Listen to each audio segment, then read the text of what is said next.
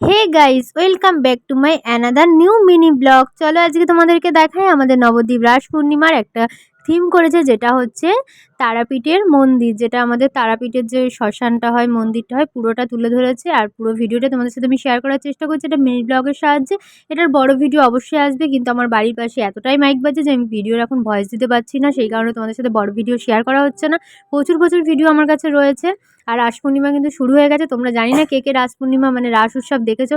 রাস উৎসব মানে হচ্ছে ৩৩ কোটি দেবতার মানে দেবতার মিলন যাকে বলে। এখানে সব রকম ঠাকুর তুমি একসাথে দেখতে পারবে, মানে কোনো নির্দিষ্ট কোনো ঠাকুর নয় যে দুর্গা পুজোয় দুর্গা ঠাকুর, সরস্বতী পুজোয় সরস্বতী ঠাকুর, সেরকম কোনো ব্যাপার নয়। এখানে সব রকমের ঠাকুর হয়, কালী থেকে, দুর্গা থেকে, শিব থেকে, সব কিছু। তো দেখতেই পাচ্ছ শ্মশানটা পুরোটা তুলে ধরার চেষ্টা করেছে। আর মানে তারাপীঠের মন্দিরটা পুরোটা এখানে করেছে। তো কেমন হয়েছে তোমাদের মিনি ব্লগটা বলো। আর রাসের এই ছোটো ছোটো মিনি ব্লগ তোমাদের সাথে শেয়ার করতে থাকবো। টাটা।